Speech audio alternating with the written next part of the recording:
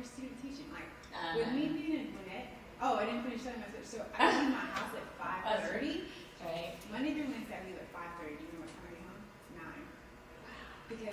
Because I would teach, and then I came here. I had class from 5 to 8. And I was just like, when do you want me to do work? Because I would like to sleep and eat at some point.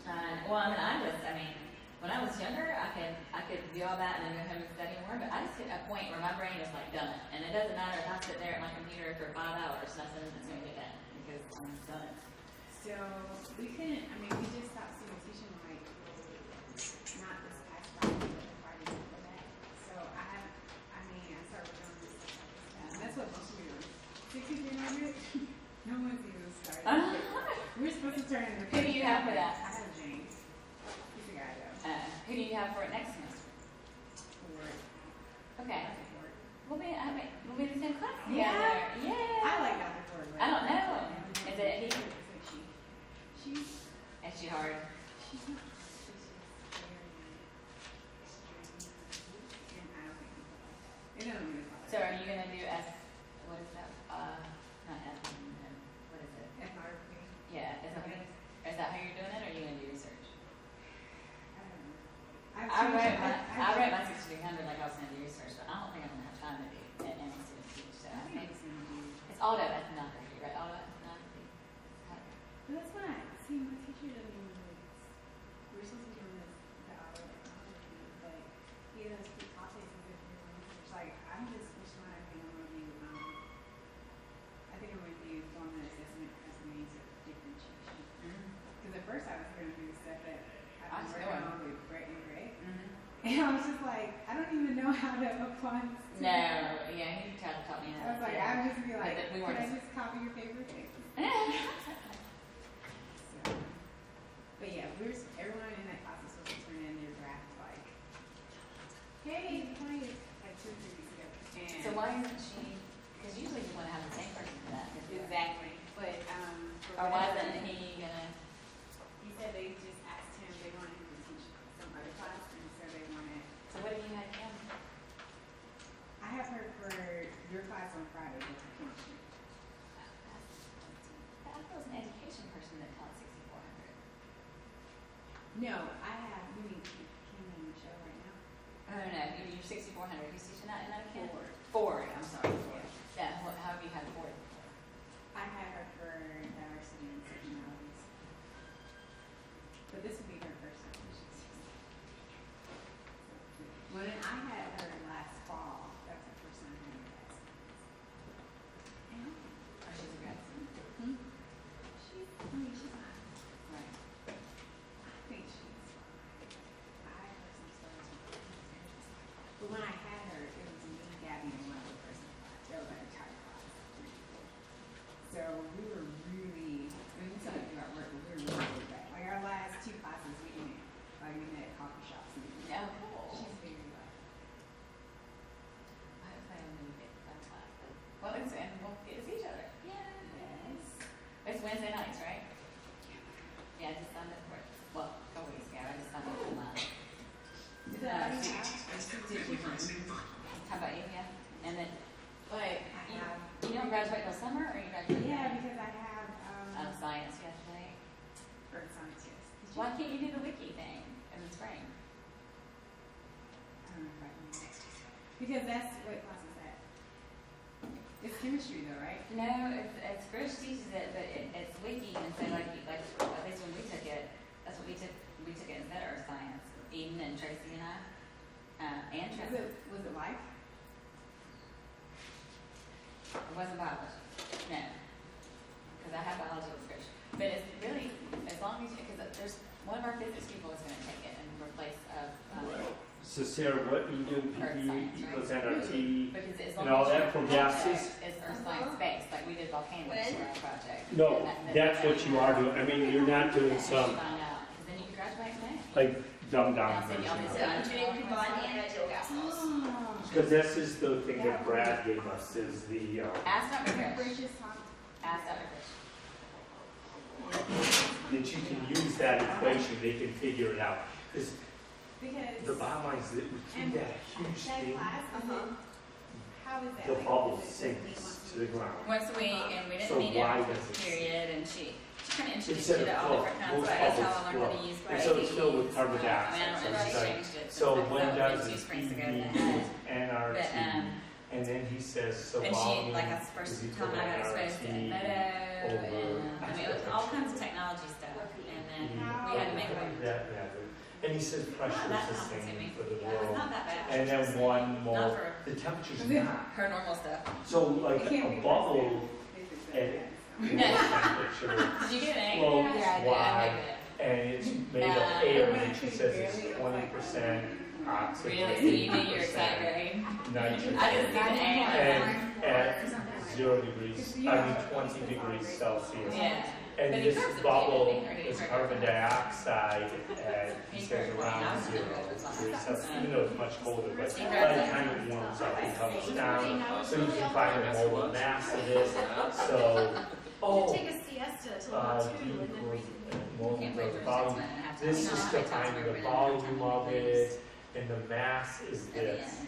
So I have to, we need to ask him like he went into this and goes, is everyone good on it? I'm like, I'm good with It's like a the equation, 77, but like, 26 or 76. Yeah, isn't it's that like- number it's all like- for? But It's like special. So I figured. Yeah, I But mean, I wonder, Yeah, but you know yeah. what, I Okay. wonder how that would work if. they What's the use score? Even if they use it until July, I still have to do that. you wouldn't have to pay all those fees and stuff, and that's what kills you. What are you watching? So, And then you'd have a summer off. yes, Wouldn't that be nice? Not have anything to do. it'd be awesome.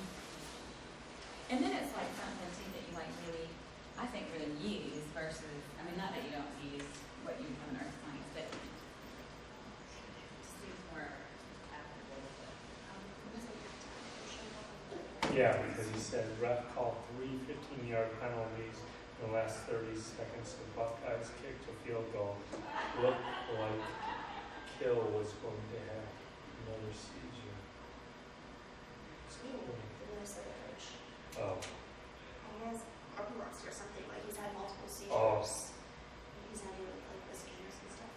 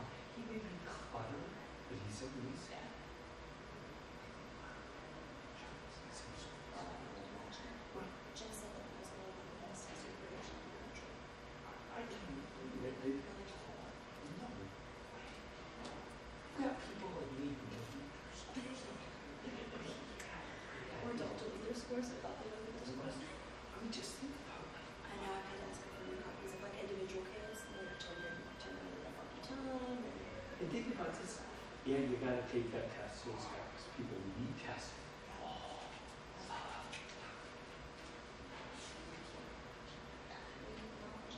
It's what I, It's gonna retire. This year, I think. I still think he's gonna retire this year. We had in Chicago. But not is he,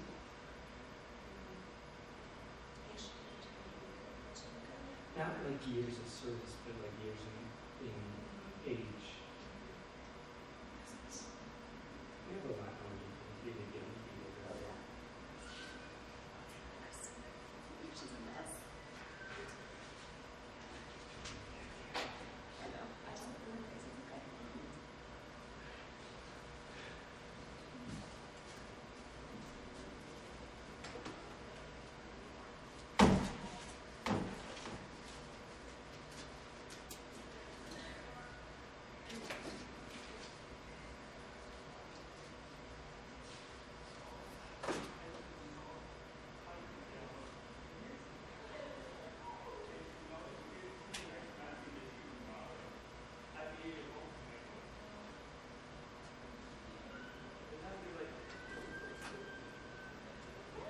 How'd it go? How you doing? You using your sound? Excellent.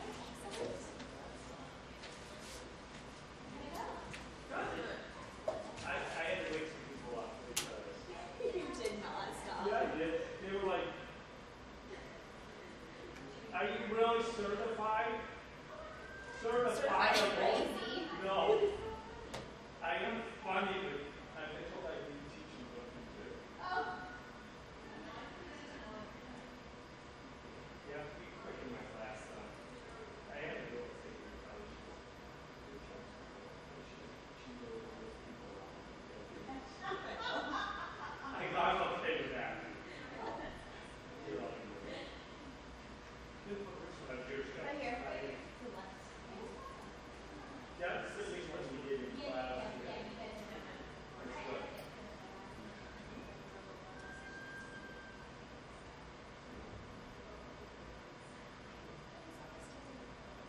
Yeah.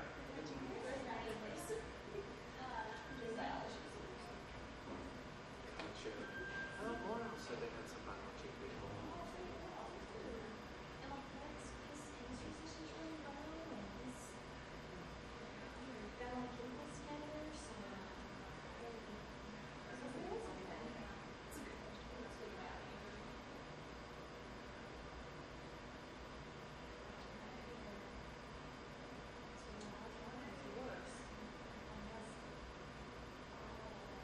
Me too.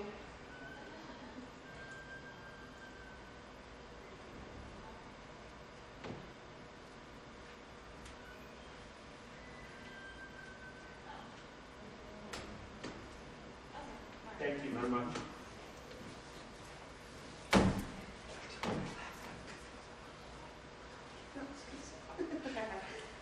You can see that.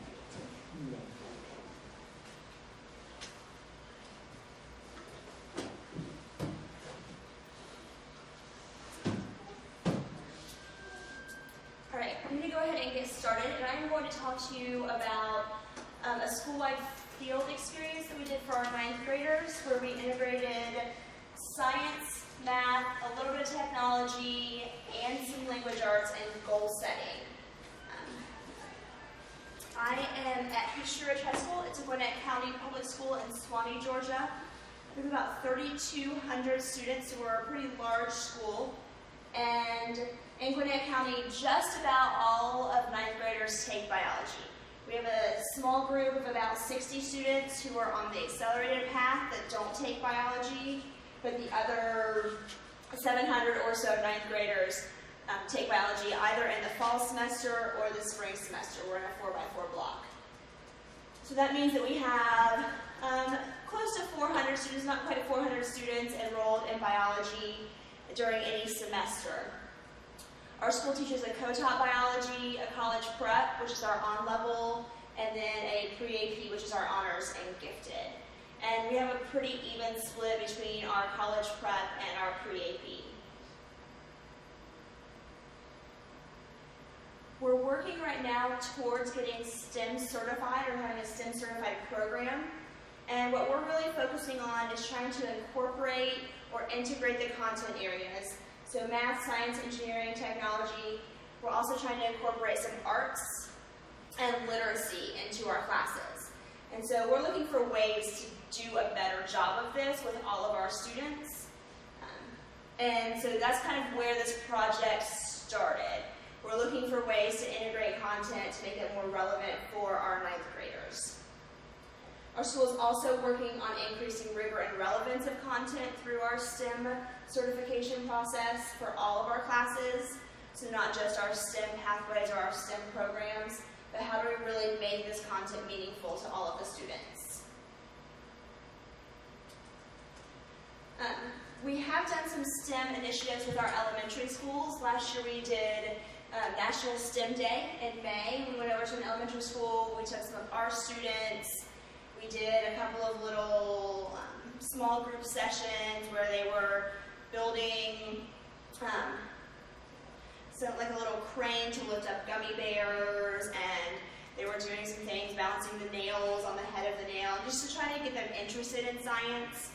But when we thought about what we were doing there, we realized that we were putting a lot of our focus and helping our elementary school students get on board with STEM, and we were kind of leaving our high school students behind. So with the focus on the elementary, we have this whole group of kids that we should be working on making college and career ready, but we're not doing that actually in our own classrooms or our school. The past couple of years, we took our 9th grade students to the Gwinnett Environmental and Heritage Center. There they did a field trip where they did transects, some water quality, some zip lining. So they were really reviewing ecology content, looking at succession, looking at biodiversity. The first year that the teachers went, I did not go on the trip, but they came back and they had a lot of feedback for things that they wanted to do to make it better. We're taking our students out of a whole day of classes for a field trip that they didn't think was super beneficial. And so we gave feedback to the people at the Environmental and Heritage Center. We signed up and went the following year with all of our kids, and it wasn't really any better. And so I think frustration with that field trip and deciding that we could do a job in-house that would be better than that, and it would be cheaper for our students, and it wouldn't take them out as much class time, also led us to deciding that we were going to do this field day. So we had some 9th grade language arts teachers who supported us. I'll talk about the different stations and what they did. We had some 9th grade math teachers, so we had both Accelerated Algebra 1 and Regular Algebra 1 teachers. We had all of our biology teachers. We had administrators, including our principal and a few of our assistant principals involved in the process. And we tried to get a ton of students involved. So we had peer leaders, and we had upper level students coming out to do some modeling of goal setting and talking with the kids and helping make that connection between upperclassmen and 9th graders. Plus, obviously, all of our students who were in biology, we were talking it through with them. This is what we're doing. What do you think? Trying to get them excited about going outside.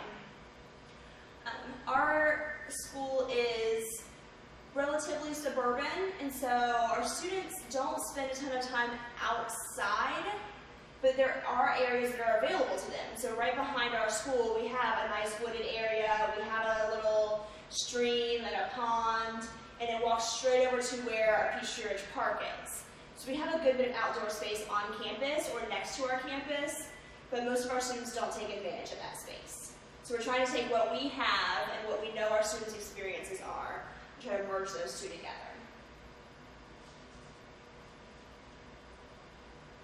So one of the things that we needed to do when we started was just to get buy-in from our biology teachers. When we had taken students on the field trip before, the teachers were okay about going, they didn't mind going, but they weren't really doing a whole lot to prepare for it. So just kind of like, I'll go if you tell me to go, but if not, that's okay too. But when we're making all of our own stuff, it's not possible to have teachers just being like, I'll go if it's fine, but no big deal. So we had quite a few meetings where we all sat around and brainstormed, and we decided what roles we were going to take on and what our jobs would be, so that we were all contributing to what was going on here. The other thing that we had to do ahead of time was determine the schedule, and let's see if this will pull up.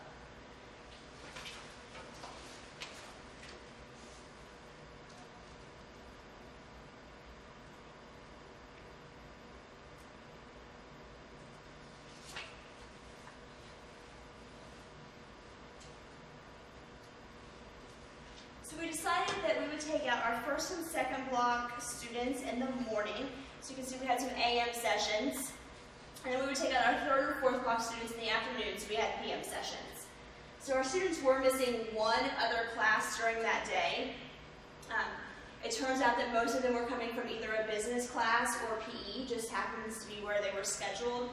And so very few of them were coming out of other core classes, which is good and bad, because they're not missing core time, but often the business teachers feel like they're kind of the redheaded stepchildren. No one cares if we take kids out of their class. And so trying to find ways to kind of build relationships with our CTE people is really important as we move forward. What we did is we took our students and we put them into 5 different groups. They were color-coded, so blue, orange, yellow, green, and red. And then we decided where they were starting, what station they were starting at. We had 5 different stations, and we just kind of rotated them through. So trying to figure out this logistics schedule. Luckily, one of the people that we work with is very anal about things like this, and so this was her job. She gladly took it on. And you can see here that we had more students in our morning groups. We had 45 or so, 45 to 50 students in the morning groups, and fewer than 40 students in the afternoon groups. Most of the people here have common planning, 4th block, so we just didn't have as many classes that came out. I was not outside for these sessions, but it felt like even with groups of 40 plus, they didn't feel that big. And so that was a manageable number for us.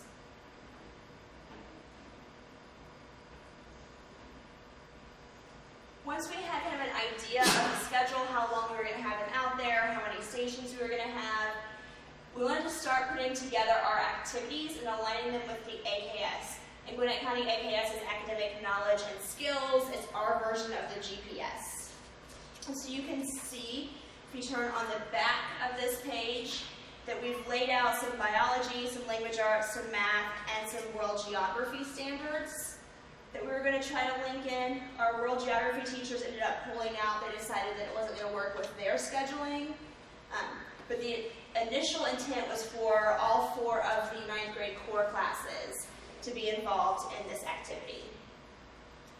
Based on those standards, we set some learning goals for each station. And then we gave the kids a scenario. We're trying to do more problem-based learning and more place-based learning with our students.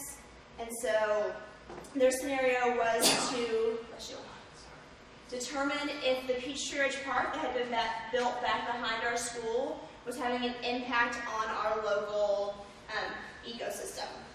So what does a healthy area look like in terms of water, in terms of macroinvertebrates, in terms of plants?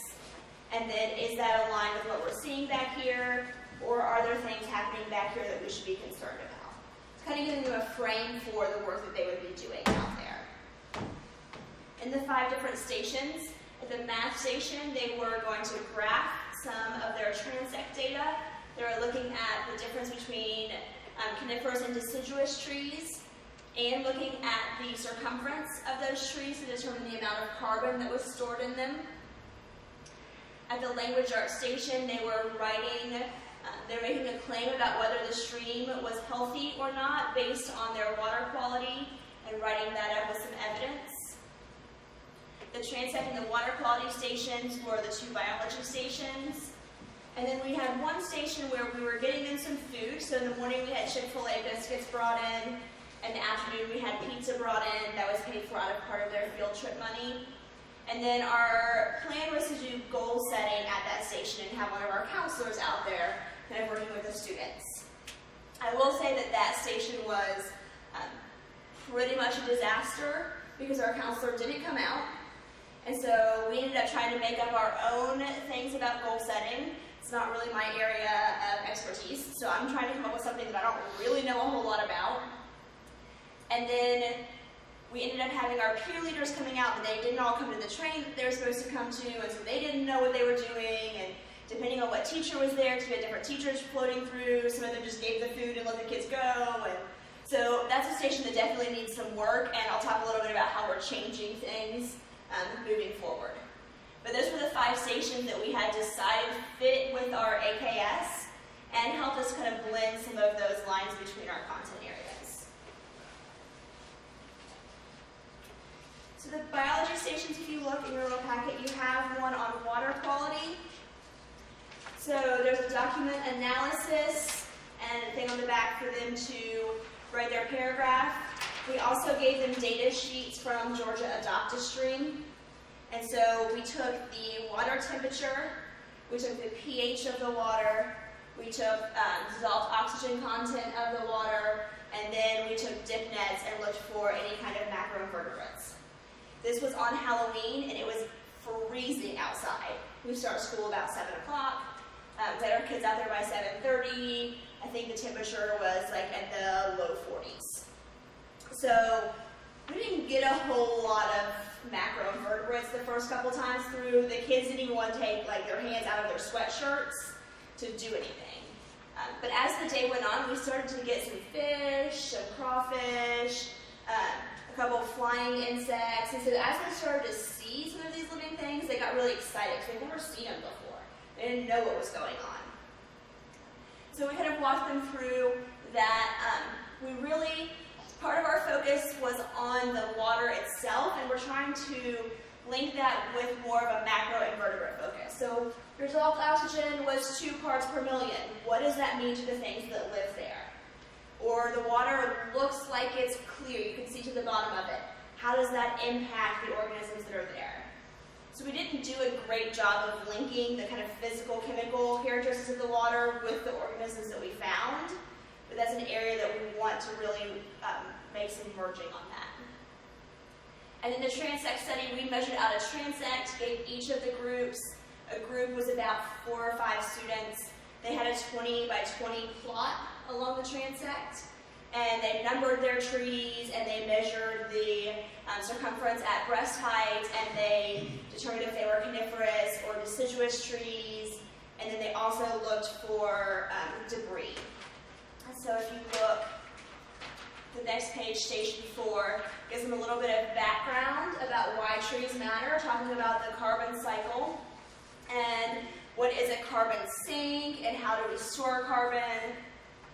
Gives them a little bit of a picture. And then on the back, I've given you some mock data. This is stuff that they would have collected on their own. Each student was an expert, so experts 1 and 2 labeled the trees by number and then identified them as a coniferous or a deciduous tree. We chose not to give them a dichotomous key because in my mind, it should be pretty easy to tell the difference between the two. It was not easy for a lot of our students. So we need to go back and give them a little bit more support on how to tell the difference between a coniferous and a deciduous tree. And again, that probably goes back to the fact that they just don't go outside. So they don't know what they're looking at or what to look for. Experts 3 and 4 did the measurements. We had little tape measures, and they just recorded the circumference of the tree. And then the last person in their group, if they had 5 people in their group, looked for snags and debris. And then we gave them pictures of what we were looking for there. They had to look in their plot and figure out if they had any snags or debris and what stage they were in. As far as organization goes, I showed you the schedule where kids were broken up into different color groups. So each student received a different color folder based on their color group, and their folder has the same kind of materials that you have in it. So if they were in the orange group, they all had an orange folder. And they also had an orange wristband. So what are those little wristbands that you get when you go, to like sporting events sometimes and things like that. And that way we could immediately tell if they were where they were supposed to be or not. Because we were working with a lot of students we didn't know. I only teach one biology class, and so when we had 200 and some students, 230 students out in the morning, I only knew 30 of them. So I could just immediately check as I looked through and make sure they were in the right spot. Also on their wristband, we put a number, 1 through 10. And so if you had a number 1 on your wristband, you were in group 1 and you did this area of the transect. If you had a 2, you did this area. So we didn't have to worry about, like, pick your group. No, you can only have 3 people in your group. No, you have to go over there, and shuffling all of that around. It was already set for them when we went out. So some of that organizational stuff was really helpful.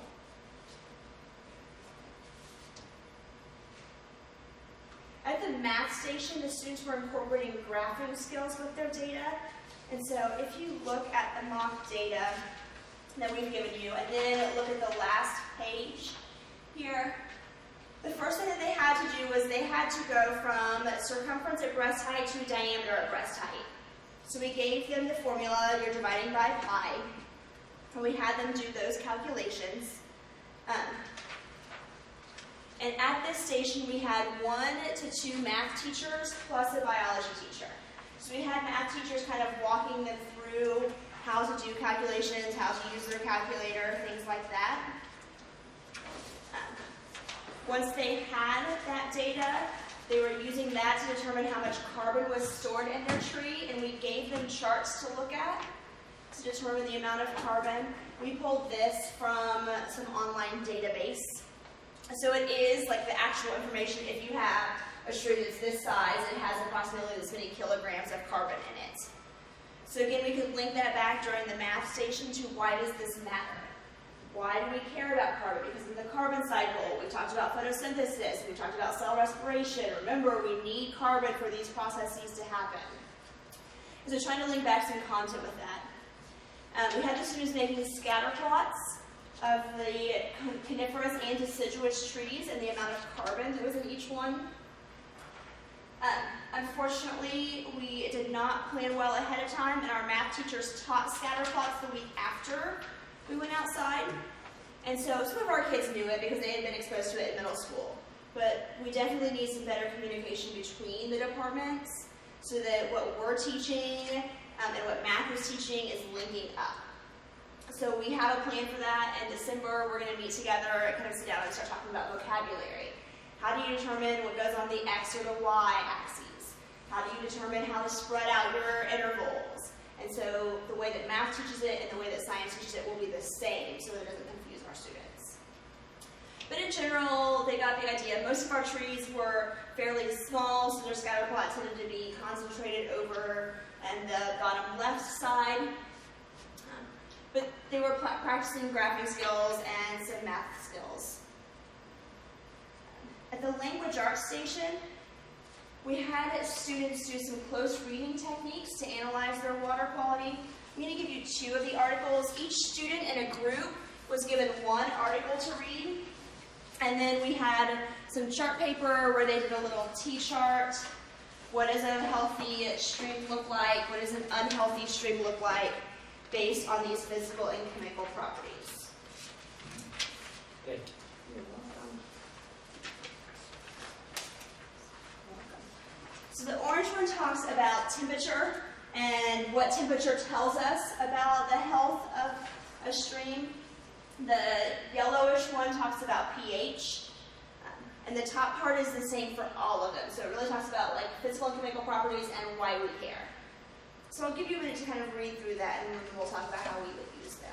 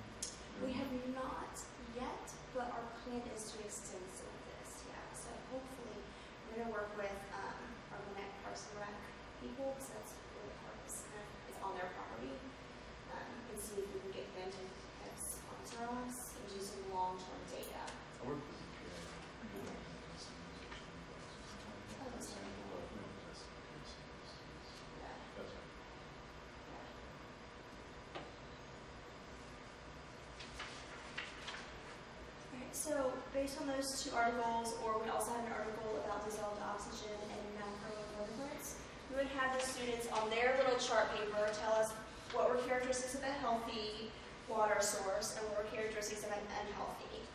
So, they would read through on the pH and they would say a healthy pH range was between 6.5 and 8.2.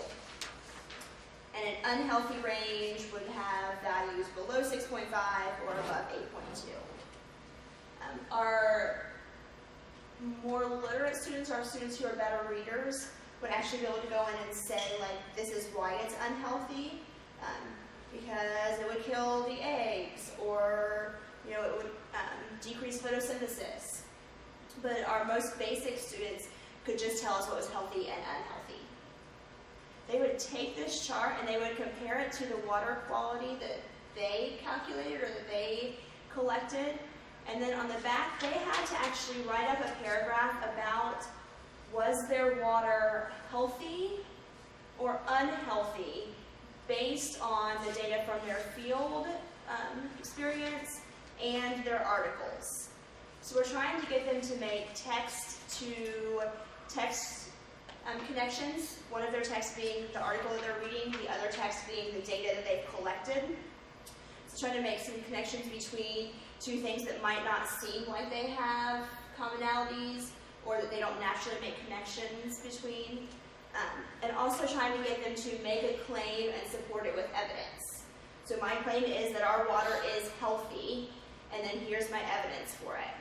And we're having them focusing really on using concrete details and commentary. So again, trying to link in with the vocab and the language arts teachers are using. So my concrete detail is water that has a pH between 6.5 and 8.2 is optimal for most organisms. And then I would say, our water had a pH of 7.5, therefore it falls within the healthy range. So trying to kind of link those together, this happens because of this, or I'm saying it's healthy because I see this data. They have a hard time with that, a lot of our students do, and so the more support we can give them, the better off we are. And that's why we ended up doing this T-chart. So they can kind of go through and circle.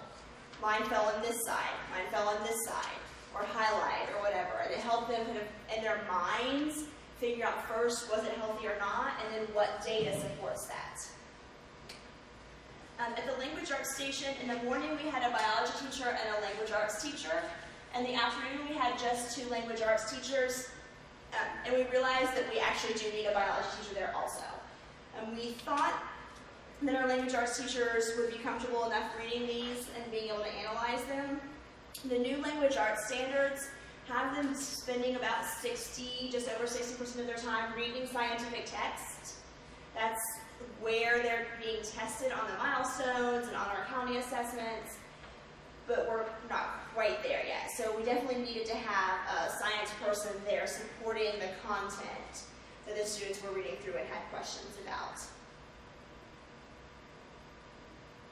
So some of the lessons that we learned from doing this. First, I will say that I teach on-level chemistry, and my kids really liked it, with the exception of the fact that it was cold outside. We had initially planned on doing it 2 weeks earlier, but due to sub-issues and being staffing issues, we had to move it to Halloween.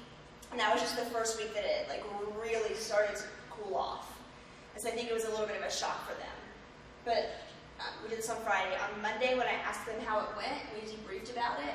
I said, I don't want to hear about the temperature because I can't change that. But what else do you have comments on? And the only thing that they had a comment that was negative about was that the pizza was cold for their friends who had the afternoon sessions. If that's the worst thing you can say, we did a pretty good job.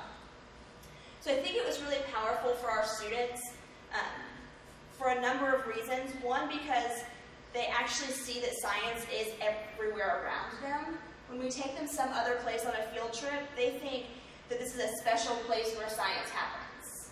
But when we show them that it's happening on the football field and everywhere that they are, it kind of makes it more real life to them.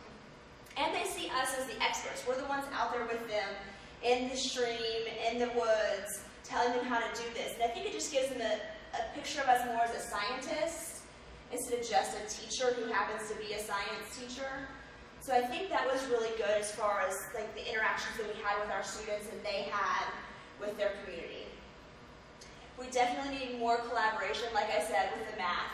Our math teacher's teaching scatter plots a week after wasn't the best planning. So we've talked with them, is it better for us to schedule it later? Is it better for them to teach scatter plots early? Like, how can we make this happen?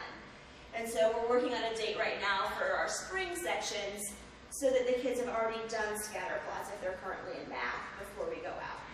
So the timing and the collaboration with that. I would say besides our goal setting station, which I talked about being a disaster, our math station is the one that needs the most work. And so just trying to figure out what they need in order for us to support them.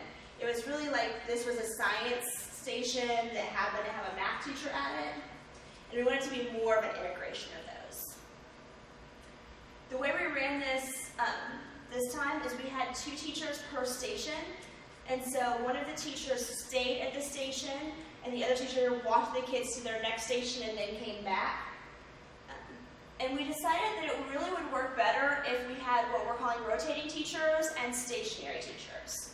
And so a rotating teacher goes with that same group of kids to all 5 stations.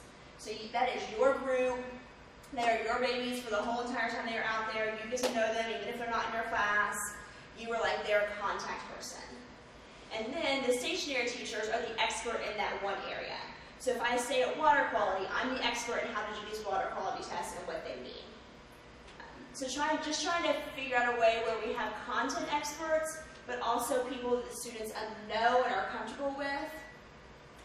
We thought that we were like on the ball, and we had these binders, and each binder had all of the kids' provision slips with all of their allergy information and everything, and a schedule, and it was going to go with the kids from group to group.